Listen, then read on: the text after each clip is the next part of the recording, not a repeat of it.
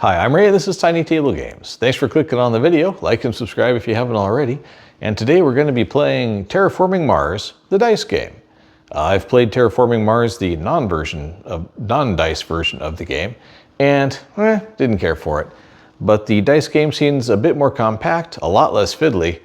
Granted, fiddly is a matter of interpretation. As somebody who's played a ton of 40K and other Games Workshop games over the years, large piles of dice, no problem at all. Definitely not considered fiddly. In any case, let's get to this. Okay, well, let me just mention that the rule book for this game is not great. It's really just not great. But it turns out the game itself isn't that hard. There's just some rules and a lot of randomness it's set up. For example, dice pools for everybody more or less at the start. You roll 3 random dice and those count as end of game scoring items. These are as they happen scoring things that you can do. Everybody picks I'll be playing as 2 players, red player and yellow player. You pick a company because it's a bunch of commercial companies who are trying to colonize Mars to exploit the resources, and if there were any natives, enslave them probably. But anyway, everybody gets some mission cards, which are various things that you can spend your dice on, which is what the upper left icon is. And as you do these things, it either gives you additional dice to roll in the future, or it does things to improve the oxygen or the temperature of Mars, because that's what you're ultimately trying to do, is terraform it, aka get it up to human sustainable conditions, or at least the start of human sustainable conditions. So you need to create oceans, you need to warm it up, and you need to generate oxygen. When 2 of those 3 things are done, that's the end of the game. So that said, the basic turn mechanic is you can either generate resources, aka roll more dice for yourself, which is dictated by how many dice you have in your little brown squares on your starter card, plus any additional ones, like on the green ones, you can usually get extra ones, although that one just gives you victory points. There you go, there's an example. So if I build this one with those 5 dice, then on future turns, I'll have an extra gray and an extra orange dice to roll. So that's about all there is to that. You score points as you do things like warm up the planet, create oceans, and that's about it. You get some bonus points or bonus tokens and things, depending on where you play tiles on the game, or create developments, or forests or oceans, and you just kind of play through it like that. It's fairly straightforward. The little summary card there with all the little icons and everything is fairly helpful. 3 Celsius dice results. So if you have these, stuck together, it's brand new. Celsius results, 3 of those, you can raise the temperature 1 degree. If you have 3 waters, you put out an ocean, 4 leaves, put out a forest, that sort of thing. 3 things, build a little dome city, or just score raw victory points. And then you can use support actions, which basically count as flipping a die or using one of the cards. So each turn goes in 2 phases. You can either do a production turn, which is basically roll more dice, or you can do an action turn. So we're starting off with red, and the action turns are broken into 2 parts. So red, as you can see, I only got 1 yellow and 1 red and some blank tokens, which count as anything you want them to. So we need future blue dice. If you do a production turn, you can roll up, you get to retain up to 3 of your dice and you roll new ones, so you can build your collection. But you say, well, how do you collect other dice? Well, you can build new things that let you roll them. You're like, well, how do you do that if you don't? Well, it turns out if you take an action turn under the support, the very first thing you can do is for your support action is grab 1 die of any color and roll it and add it to your supply. So red is going to take an action turn and is going to, I think, looks like grab either a gray or a blue. We're going to grab 1 green die for the support action and roll it.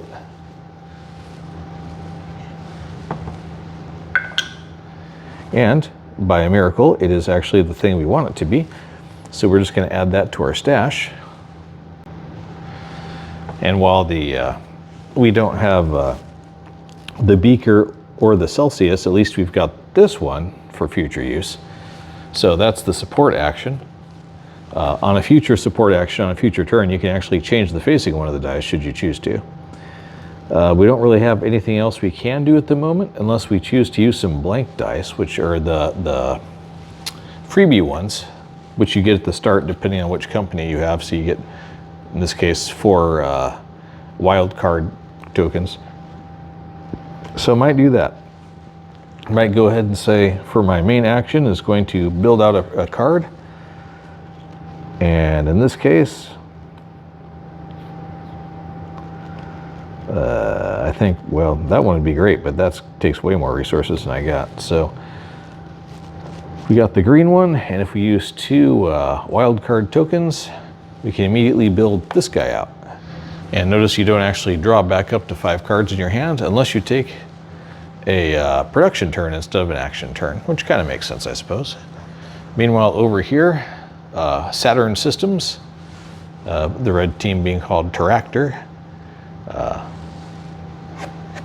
Saturn Systems, let's see what kind of cards they got. Oh, that's promising.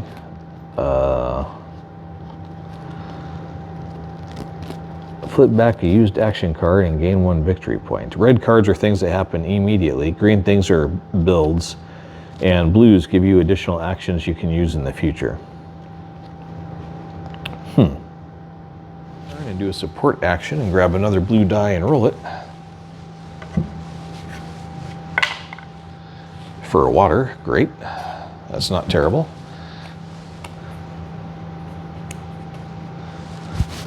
And we will use one of our tokens as a 3rd water, and we'll put down an ocean. So you grab one of the 7 ocean tiles and put it on one of the marked areas where ocean's supposed to go. So in addition to getting 2 victory points because it counts as terraforming something, you also get whatever bonuses are laid out on there. Let's see, and in our case, the Saturn Systems Company sure would like some more blue dice or some gray dice. Neither of those are highly available right now, so we'll just go with extra resources. So that's 2 victory points and 2 green dice, which you roll immediately so you don't lose track. So 2 leaves. Well, that's cool. And that's the end of Saturn Systems. So now we're back over to Terractor. Terractor this time is going to take a production turn. So you discard if you only down to 3 dice. You're only allowed to keep 3. You can shed cards out of your hand if you want to. Whew, boy, that's nice, but that's going to be forever before it shows up. Same there, seems like. But you draw back up to 5, so we'll just take the top card. Well, that one's promising. Take production, aka roll everything. You get to hang on to these 2, but all these ones that you have again. So another yellow, another red, and a blue.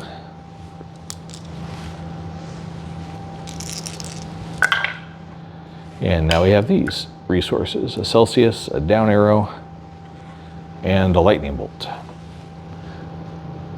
Well, not Celsius, those are euros or something. But regardless, you can literally buy victory points with those. That's about their only immediate use on their own. Interesting. Not a terribly productive round for Terractor, but progress. And back over to Saturn Systems, who, let's see, if we use 1 more leaf, well, 2 more leaves, but that uses up our last 2 bonuses, so I'm not sure I want to do that.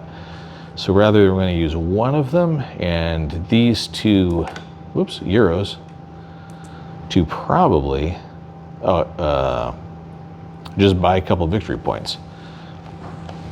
But for the support action, do we either want to change a die or just grab another one? Let's see, that's already a down arrow. Looks like we're going to be better off grabbing a die, a gray one in this case. Okay, over here, we got options, but we want victory point options. So we want things to flip things. Hammer, electricity, so freebie to flip the electricity. So we lose 2 electricity, 2 hammers. And equatorial magnetizer. Get 1 green die per tile on the middle row. There's 2 green tiles, so 2 green dice. Because that's definitely what we need.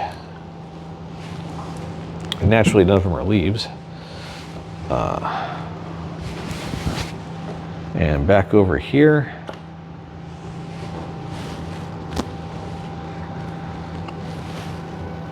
Look at all those green items. And convert it to water, we can get that. So we will convert that to Celsius instead, throw all 3 of these away, raise the temperature again, gain 2 victory points, and pick up 2 water.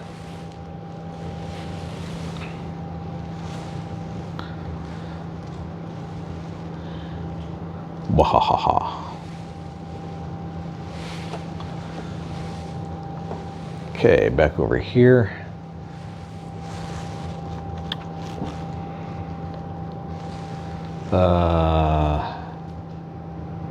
Use the freebie to convert this to a city.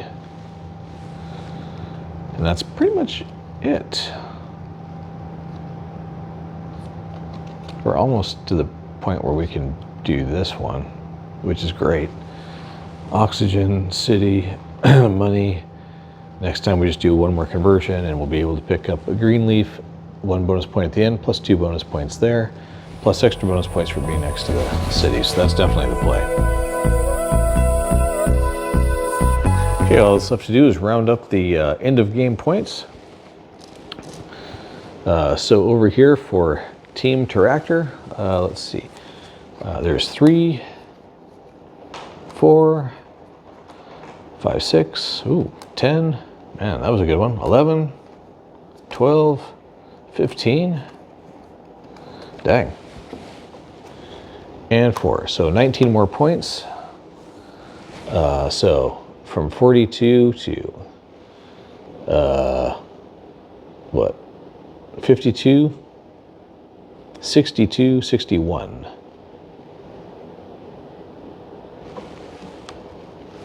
Dang.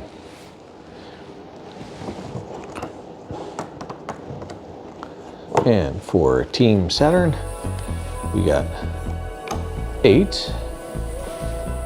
which brings them from 44 to 52. And then 1, 2, 1, 2, 5, 8, 9, 10, 12, 14, and 14 more. Dun dun dun. So, Saturn Systems won despite having a much poorer dice layout. So there you have it. There's Terraforming Mars, the dice game. Does it drag on too long? Yes, it does. Is it kind of fun? For a while it is, and then it's not, because again, it just drags on too long, which is why I compressed a lot of the turns, because you can see what's going on, and just, yeah. So anyway, I hope you enjoyed it. This is definitely not going to stay in my collection, because it's too tedious and takes too long. Nonetheless, I'm glad I got to try it. Turns out there is not a Terraforming Mars game I like, whether it's dice-based or not. And so that'll do it for this one. Thank you very much for watching. Like and subscribe if you haven't already. I sincerely hope you have a great day and things are going well for you, and I'll catch you next time.